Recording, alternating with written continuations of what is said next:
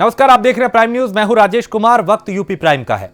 उत्तर प्रदेश की 12 विधान परिषद सदस्य सीटों पर हो रहे चुनाव के लिए बीजेपी ने 4 उम्मीदवारों का ऐलान कर दिया है, जिसमें प्रदेश के अध्यक्ष स्वतंत्र देव सिंह, डिप्टी सीएम दिनेश शर्मा, बनारस के रहने वाले लक्ष्मण आचार्य और पूर्व आईएएस आर.के. शर्मा शामिल हैं। बीजेपी 6 उम्मीदवार और उतारेगी। विधान परिषद में 30 जनवरी को रिक्त हो रही 12 सीटों के लिए चुनाव होने हैं। तो अब तक 24 नामांकन पत्र खरीदे जा चुके हैं। तो विधान परिषद के चुनाव की तैयारियों में भारतीय जनता पार्टी जुटी है। 4 उम्मीदवारों का ऐलान किया गया है। तो प्रदेश अध्यक्ष समेत 4 प्रत्याशियों का बीजेपी ने यहां ऐलान किया,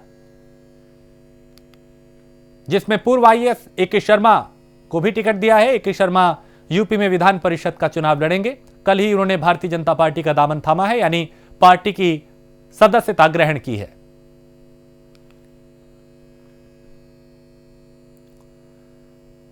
उत्तर प्रदेश में 28 जनवरी को 12 सीटों के लिए होने वाले विधान परिषद के चुनाव के लिए समाजवादी पार्टी के दोनों उम्मीदवारों ने शुक्रवार को अपना नामांकन दाखिल कर दिया।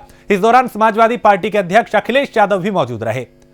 पूर्व मंत्री और विधान परिषद में नेता प्रतिपक्ष अहमद हसन और राजेंद्र चौधरी ने विधान भवन में अपना नामांकन पत्र दाखिल किया। नामांकन पत्र दाखिल होने के बाद अखिलेश यादव ने सपा के दोनों उम्मीदवारों की जीत का दावा किया। वहीं योगी सरकार पर निशाना साधते हुए कहा कि आगामी विधानसभा चुनाव में जनता बीजेपी को उखाड़ फेंकने के लिए तैयार है। आने वाले के दोनों प्रत्याशी आदरणीय अहमद हसन जी और समाजवादी पार्टी के प्रवक्ता राजेंद्र चौधरी जी ने नॉमिनेशन किया है। हमें उम्मीद है कि समाजवादी पार्टी के दोनों प्रत्याशी जीतेंगे। आने वाले चुनाव में दोनों प्रत्याशी जीत करके सदन में जाएंगे। देखिए, ये भारतीय जनता पार्टी कंफ्यूज ना करे, कंफ्यूज करने की जरूरत नहीं है। ये भारतीय परंपरा है कि अगर आप किसी मंदिर में जाते हैं, किसी पुजारी या किसी वहाँ पे पूजा करने वाले व्यक्ति से मिलते हैं तो आप मंदिर पे चढ़ाते हैं। इसी तरह मज़ार पे है, जब बहुत सारे लोग जाते हैं कुछ न कुछ चढ़ाते हैं। तो ये भारतीय जनता पार्टी कौन सी संस्कृति सिखा रही है? ये केवल जो चल रहा है सभी पॉलिटिकल है, और पॉलिटिकल इसलिए है कि सरकार जवाब नहीं देना चाहती है कि वैक्सीन कब तक लग जाएगी। मुझे ये सरकार बताए। हमारे पे तो बहुत सवाल किए वैक्सीन पे, जब मैंने कहा, और मैं आज भी कहता हूँ कि समाजवादी सरकार बनेगी तो सभी को फ्री वैक्सीन मिलेगी। हम उनसे जानना चाहते हैं, आज सरकार में है, दिल्ली की सरकार उनके पास है, दिल्ली सरकार से पैसा मिल रहा होगा। आपने कोविड में सबका पैसा छीना है, पैसा आप पे है, तो आप बताइए कि गरीबों को कब तक आप वैक्सीन लगा देंगे, और क्या सभी को आप फ्री वैक्सीन देंगे कि नहीं देंगे? उत्तर प्रदेश की सुल्तानपुर जेल में बंद आम आदमी पार्टी के विधायक और दिल्ली सरकार के पूर्व मंत्री सोमनाथ भारती को आज कोर्ट से बड़ी राहत मिली है। गिरफ्तारी के 5वें दिन रायबरेली की एमपी एमएलए कोर्ट ने उनकी जमानत मंजूर कर ली, लेकिन अभी उन्हें जेल में रहना होगा, क्योंकि रायबरेली में दर्ज दूसरे मामले में सुनवाई की तारीख 16 जनवरी तय की गई है। हालांकि कोर्ट से बाहर आते वक्त सोमनाथ भारती काफी खुश दिखे। उन्होंने अपने हाथों को उठाकर विक्ट्री का साइन दिखाया और कहा कि देश की जनता की सेवा में मेरी जीत सुनिश्चित है। आज दिल्ली के विधायक सोमनाथ भारती जी की जमानत का प्रार्थना पत्र पर सुनवाई होनी थी। माननीय न्यायालय के सामने दोनों पक्षों द्वारा अपने अपने तर्क प्रस्तुत किए गए। हमें न्यायालय पर पूरा भरोसा था और न्यायालय ने पर हमारी जीत हुई है। न्यायालय ने 30,000 रुपये के 2 मुचलके पर रिहा करने का आदेश दिया। फिलहाल वो दूसरे मामले में रायबरेली के मुकदमे में जेल में है, और वहां से जब रिहाई आएगी तभी वो जेल से रिहा होगा। अयोध्या में बनने वाले राम मंदिर के लिए समर्पण निधि अभियान की शुरुआत हो चुकी है। इसी कड़ी में श्री राम जन्मभूमि तीर्थ क्षेत्र ट्रस्ट के महासचिव चंपत राय और सदस्य अनिल मिश्रा शुक्रवार को रायबरेली पहुंचे। यहां पूर्व विधायक सुरेंद्र सिंह ने राम मंदिर निर्माण के लिए 1,11,11,1111 रुपए दान किए। इसके लिए सरेनी क्षेत्र के तेज गांव में कार्यक्रम भी आयोजित किया गया। इस मौके पर चंपत राय ने कहा कि 1 हफ्ते के भीतर नींव का डिजाइन बन जाएगा, इसके बाद निर्माण कार्य शुरू होगा। मैंने अपने भाषण में कहा मैं भारतवर्ष से प्रेम करता हूँ, मैं भारतवर्ष के धर्म से प्रेम करता हूँ, मैं हिंदुत्व से प्रेम करता हूँ, हिंदुत्व के गौरव से प्रेम करता हूँ, इन सब को लेकर के। और चूंकि हमारे परिवार की परंपरा रही है दान की परंपरा, उस परंपरा को कायम रखते हुए, और ऐसा नहीं है कि ये 1 करोड़ 11 लाख हमने आज तक अपने दान का सबसे बड़ा हिस्सा दिया है। हमने 2-2 करोड़ 3-3 करोड़ तक दान दिए हैं एक संस्था को, और ये हमारा प्रथम धर्म के क्षेत्र में प्रथम दान है। और अभी जो चंपत राय जी ने कहा, हमको अगर जो छूट मिलेगी इनकम टैक्स में जो छूट मिलेगी, मैं उसको भी राम मंदिर के नाम पर दान दे दूंगा। तो राम मंदिर निर्माण को निधि समर्पण दुनिया का सबसे बड़ा अभियान आज शुरू हो गया है। संभल के सिरसी में राम मंदिर के लिए धन जुटाने के लिए विश्व हिंदू परिषद और सहयोगी संगठन के कार्यकर्ता नजर आए।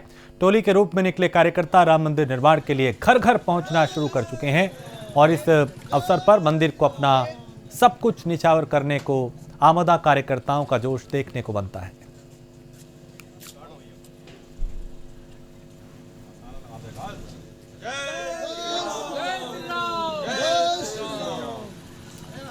तो राम मंदिर निर्माण के लिए चंदा जुटाने का जो अभियान है वो शुरू किया गया है और लोग इसमें बढ़ चढ़कर अपना सहयोग भी दे रहे हैं। राष्ट्रपति, उत्तर प्रदेश के मुख्यमंत्री, उत्तराखंड के मुख्यमंत्री और कई दूसरे लोग सामने आए, अपना सहयोग दिया और आगे ये कई दिनों तक मुहिम जो है, अभियान जो है चंदा जुटाने का, वो इसी तरीके से चलेगा।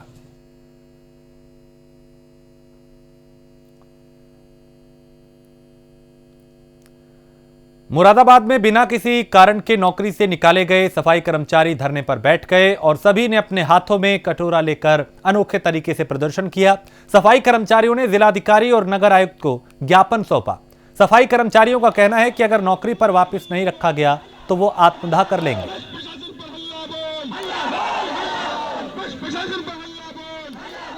मैं एम सुभान, अध्यक्ष नगर निगम कर्मचारी संघ और समन्वय समिति का जिला महासचिव भी हूँ। जो अभी ये मेरा गौरव है हासिल हुआ है मुझे कि सभी संगठनों के पदाधिकारियों ने मुझे इस लायक समझा कि कर्मचारियों की लड़ाई मैं लड़ूं। पिछले 12 दिन से वीसी महोदया निरंतर देख रही हैं कि धरने प्रदर्शन चल रहे हैं। 110 कर्मचारियों को बिना नोटिस दिए निकाल दिया। उनके परिवारों की जो स्थिति मैं पिछले 12 दिनों से देख रहा हूँ, अभी भी यहाँ मंडल आयुक्त महोदय के दफ्तर के आगे एक औरत बेहोश हो गई, उसी कर्मचारी की पत्नी। वहाँ 6-7 साल के मासूम बच्चे, वहाँ उनके पेट पे लात मार दी गई है। बंद हो रहे प्रांतीय महामंत्री उत्तर प्रदेश विकास प्राधिकरण कर्मचारी संघ संगठन, हमारा जो आज का कार्यक्रम था मुरादाबाद कर्मचारी समन्वय समिति के निर्देशों में उनके शीर्ष नेतृत्व के द्वारा आज हमने 15 तारीख को सुबह 10 बजे से लेकर 2 बजे तक प्राधिकरण कार्यालय में धरना प्रदर्शन किया और सारी वस्तुस्थिति से अपने प्रांतीय नेतृत्व को अवगत कराया। इसके बाद 2 बजे हम जब यहाँ आए, आयुक्त महोदय से ज्ञापन दिया। हम प्रतिनिधिमंडल में स्वयं उपस्थित थे। आयुक्त महोदय से मैंने स्पष्ट रूप से कह दिया कि हमारे अधिकारी जो हैं गुमराह कर रहे हैं, पत्रावली में ऐसा कुछ नहीं है जैसा वो लिख के दे रहे हैं। यदि किसी चीज़ की ज़रूरत है मैं उपलब्ध कराऊंगा, मैं शासनादेश उपलब्ध कराऊंगा। और उन्होंने कोई आदेश पत्रावली पर भी नहीं पारित किया है। सीतापुर के नगर पंचायत तंबोर में आसरा आवास योजना के अंतर्गत आवंटन पत्र वितरण कार्यक्रम का आयोजन किया गया। सामुदायिक स्वास्थ्य केंद्र के प्रांगण में बीजेपी सांसद राजेश वर्मा ने 73 लोगों को आवास आवंटन किए। इस दौरान बीजेपी सांसद ने कहा कि तंबोर में प्रधानमंत्री आवास योजना के तहत सैकड़ों आवास बन चुके हैं और नए आवास का पैसा करीब 16,000 लाभार्थियों के खातों में भेजा जा चुका है। प्रधानमंत्री मोदी का बस एक ही सपना है, सबका साथ, सबका विकास। आज आसरा प्रमाण पत्र वितरण कार्यक्रम रखा गया था। कितने लोगों को प्रमाण पत्र वितरण किया गया है और कितने और पात्र पाने बाकी हैं? 73 पात्र व्यक्तियों को आसरा आवास से संबंधित प्रमाण पत्र माननीय सांसद जी द्वारा वितरित किए गए हैं और कुल 96 आवास निर्मित किए गए थे, जिनमें अवशेष आवास अगर पात्र व्यक्ति और पाए जाएंगे तो उनको वितरित किए जाएंगे। सिद्धार्थनगर जिले में पुलिस ने चोर गैंग के 4 शातिर चोरों को गिरफ्तार किया है और साथ ही उनके पास से सोने चांदी के आभूषण भी बरामद किए हैं। बता दें कि मुखबिर की सूचना पर एसओजी और पुलिस टीम ने इन चोरों को पकड़ा है।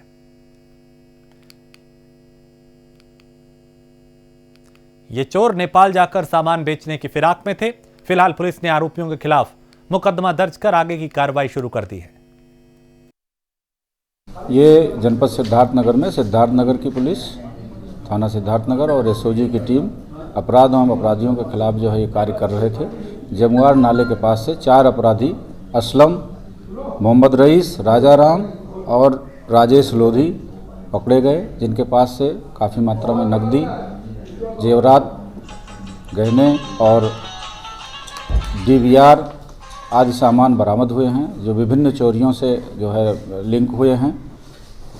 इस संबंध में अभियोग पंजीकृत करके विवेचनात्मक कार्रवाई की जा रही है। इन अपराधियों के आपराधिक इतिहास भी काफ़ी हैं और इस टीम को जिसने गिरफ्तारी किया है पुलिस अधीक्षक द्वारा 5,000 रुपये का पुरस्कार घोषित किया गया। सर, जो चोर पकड़े गए क्या अपने जिले के अलावा और अन्य जिलों में भी ये चोरी घटना को अंजाम देते हैं? एक अपराध अभी रुधौली जनपद बस्ती का आया है। शेष के बारे में जानकारी की जा रही है, आगे विधिक कार्रवाई की जाएगी। तो पूरे देश में कोरोना वैक्सीनेशन के लिए तैयारियां पूरी हो चुकी हैं। इस कड़ी में पीएम मोदी के संसदीय क्षेत्र वाराणसी में प्रधानमंत्री के संबोधन को सुनने और देखने के लिए एक और एलईडी स्क्रीन लगाई जा रही है, तो दूसरी तरफ वैक्सीनेशन को लेकर तैयारियां पूरी कर ली गई हैं। इसकी निगरानी के लिए स्वास्थ्य विभाग की तरफ से एक्सपर्ट डॉक्टर की तैनाती भी की गई है और इसी को लेकर जिलाधिकारी वाराणसी ने जिला महिला चिकित्सालय में तैयारियों का जायजा लेते हुए बताया कि कोरोना वैक्सीनेशन को लेकर सभी तैयारियां पूरी हो चुकी हैं। वाराणसी में कल 16 जनवरी के शुभ अवसर पर जो कोविड की वैक्सीन लगनी है उसकी सारी तैयारियां फाइनल की जा रही हैं और 1-2 घंटे में सारी तैयारियों का रिहर्सल किया जाएगा। आप देख रहे हैं कि यहाँ पे जो भी वेटिंग रूम्स थे, वैक्सीनेशन की व्यवस्थाएं थी, इमरजेंसी को डील करने की व्यवस्थाएं हैं, वो सारी यहाँ पे की जा चुकी हैं। अब यहाँ पे स्क्रीन लगा के कल लाभार्थियों को बाकायदा लाइव टेलीकास्ट दिखाया जाना है। माननीय प्रधानमंत्री जी के द्वारा जो संबोधन किया जाना है उसकी व्यवस्था की जा रही है। यहाँ पे बेनिफिशियरी के इंटरेक्शन का अगर ऑप्शन आता है, जो मान के चलने की वाराणसी से होगा, तो उसकी भी व्यवस्थाएं करवाई जा रही हैं। यहाँ कैमरा लगाया गया है और यहाँ से सीधा एनआईसी के माध्यम से लिंक करवाया जा रहा है। यहाँ पे रिहर्सल भी शाम को करवा दी जाएगी। बेनिफिशियरी कौन रहेंगे इसका नाम अभी फाइनल नहीं हुआ है, परंतु जो भी यहाँ पे फर्स्ट राउंड में वैक्सीन के लिए पहले घंटे में 25 लोग मौजूद होंगे वो, और ड्यूटी पे देने वाले जो जितने लोग हैं उन सबको बोला जा रहा है कि किसी के साथ इंटरेक्शन हो सकता है, इसलिए अपनी तैयारी रखें। सारी मूलभूत आवश्यकताओं की जो जानकारी उनको दे दी गई है, शाम को उसकी रिहर्सल भी करवाई जाएगी।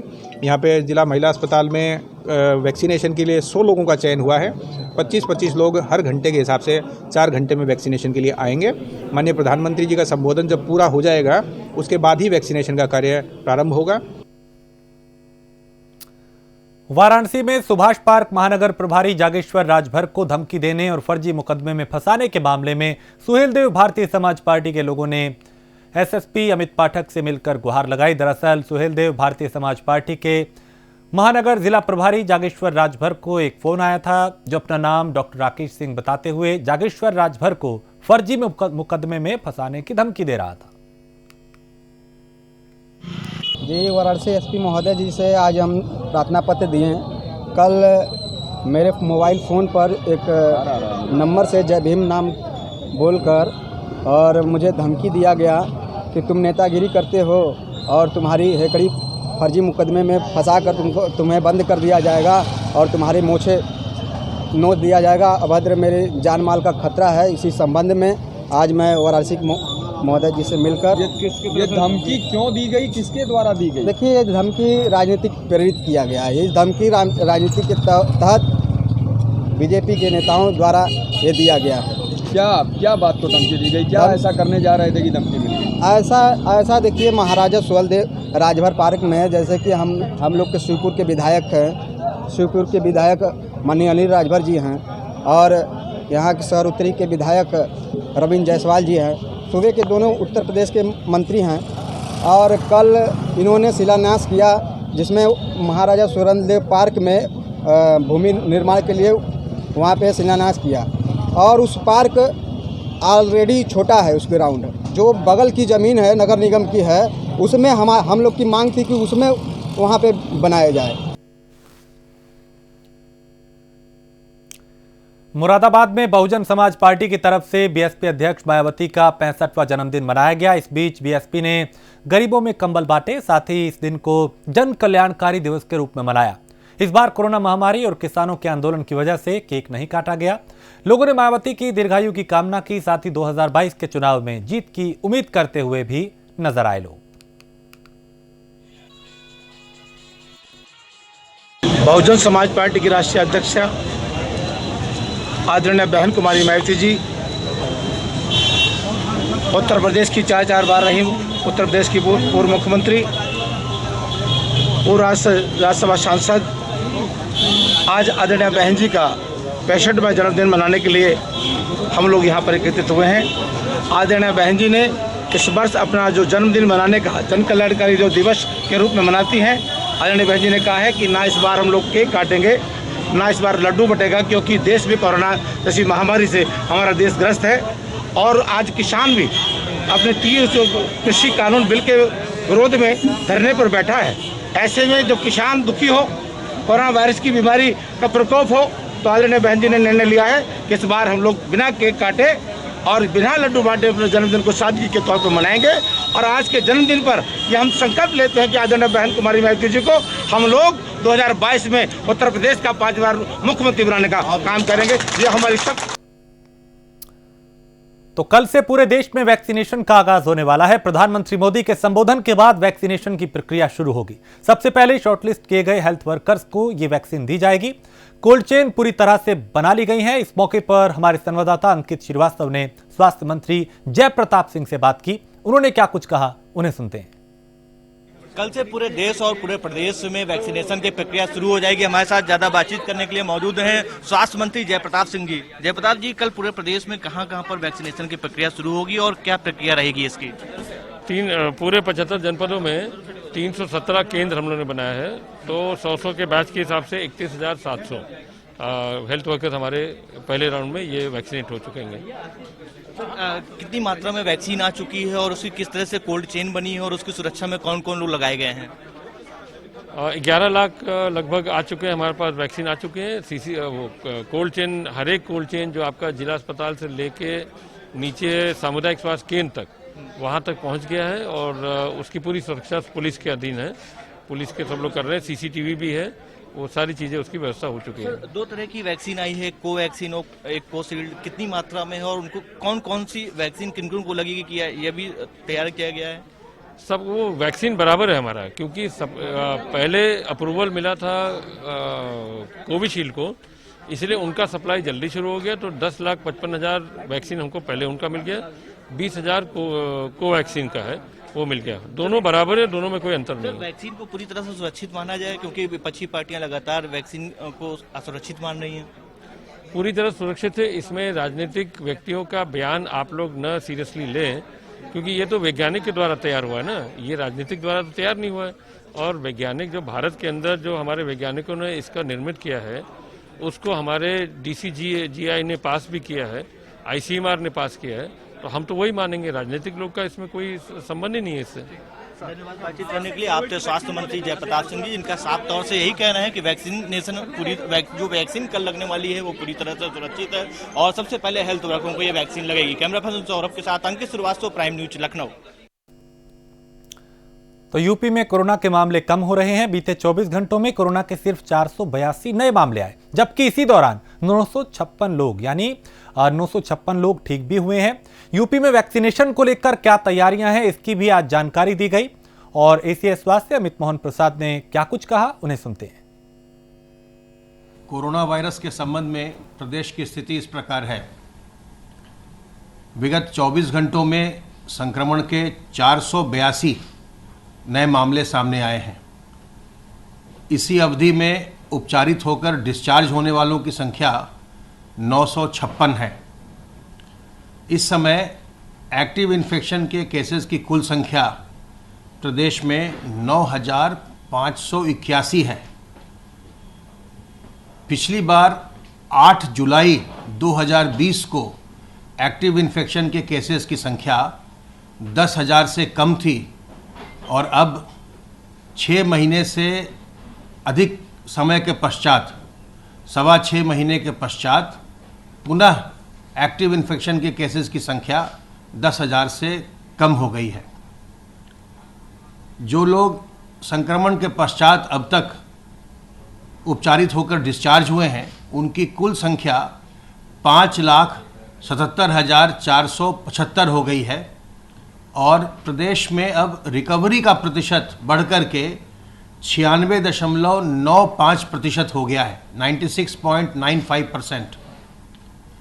संक्रमित लोगों में से कुल 8,558 लोगों की मृत्यु हुई है।